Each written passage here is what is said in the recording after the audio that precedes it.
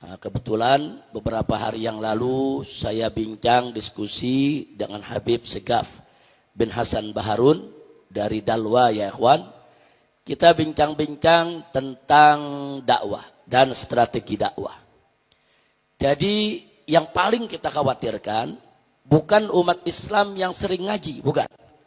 Jadi kalau umat Islam ini yang sering ngaji, yang sholat Jumat, yang hadir di majelis-majelis. Tapi yang sangat kita khawatirkan adalah umat Islam yang belum tersentuh dakwah dan jumlahnya banyak ya kawan. Jadi berdasarkan bukan sekedar gajak pendapat, tapi juga satu penelitian. Pada saat saya ada di penjara selama 1,5 tahun, begitu juga Habib Hanif mendampingi saya di sana. Kita diletakkan di blok narkoba. Itu boleh dikatakan hampir 95%. Semuanya mengaku belum pernah tersentuh dakwah. Bahkan pada saat saudara kita ajak mereka puasa di bulan Ramadan, apa mereka bilang? Ini anak-anak muda ini. Yang umurnya masih produktif, yang 20 tahun, 25 tahun, 27 tahun ya ikhwan. Apa mereka bilang? Habib, kami seumur hidup kami nggak pernah puasa. Baru sekarang nih kami puasa. Jadi puasa kemarin tuh bagi mereka tuh perjuangan habis-habisan ya ikhwan. Jadi mereka nggak pernah menahan haus, nggak pernah menahan lapar. Nah nggak sampai di situ. Apalagi sholat 5 waktu berjamaah, jangankan 5 waktu berjamaah. Sholat 5 waktu sendiri aja nggak pernah.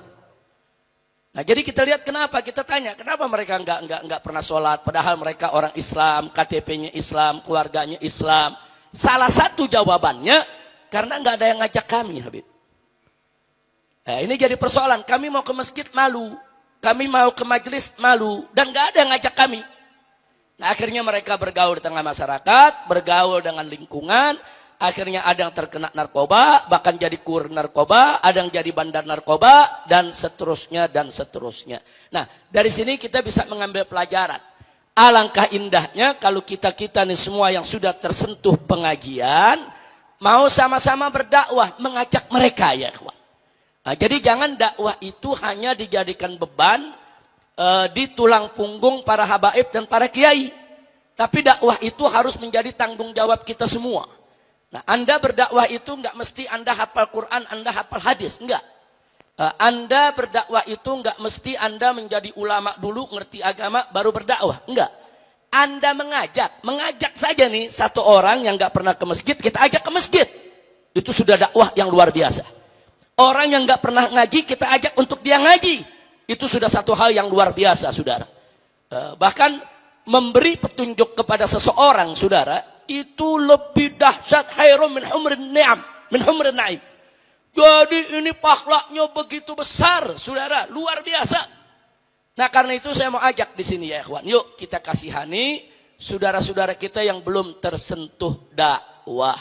Makanya jangan kaget kalau sekarang kita jumpai di kita punya negeri KTP-nya Islam, ngaku orang Islam, tapi enteng dia menghina Allah, enteng dia menghina Nabi, enteng dia menghina ulama, enteng dia menghina yaitu para habaib, saudara. Enteng, kebanyakan dari mereka memang gak tersentuh dengan dakwah.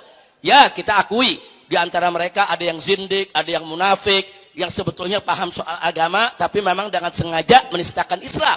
Tapi banyak di antara mereka juga, para pengikutnya ini yang terhasut, saudara, dengan pemikiran-pemikiran mereka, memang gak ngerti Islam. Jadi bagi mereka kalau bergurau, bercanda tentang Allah itu biasa-biasa saja. Bagi mereka bergurau, bercanda tentang Nabi itu biasa-biasa saja.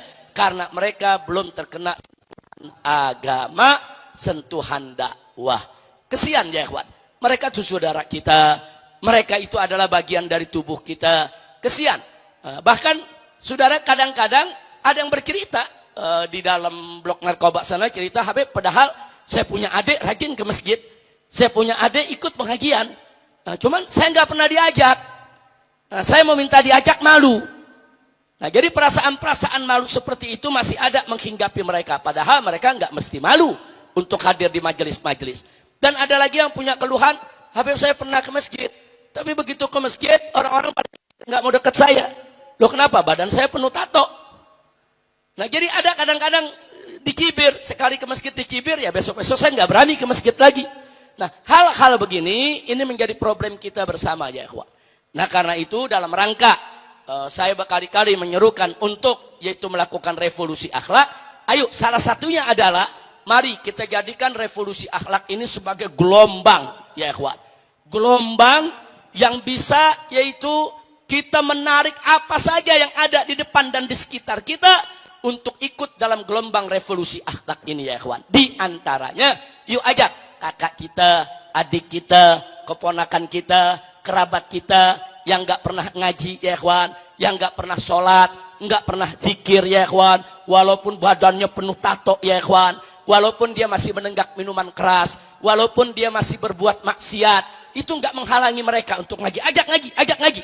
Soal dia belum mau berhenti maksiat itu soal lain. Yang penting ajak ngaji dulu. Sebab kalau mereka sudah ngaji, mereka tersentuh dakwah, mereka tersentuh zikir, insya Allah nanti nenggak minuman kerasnya berhenti ya ikhwan. Nanti maksiatnya akan dijauhi ya.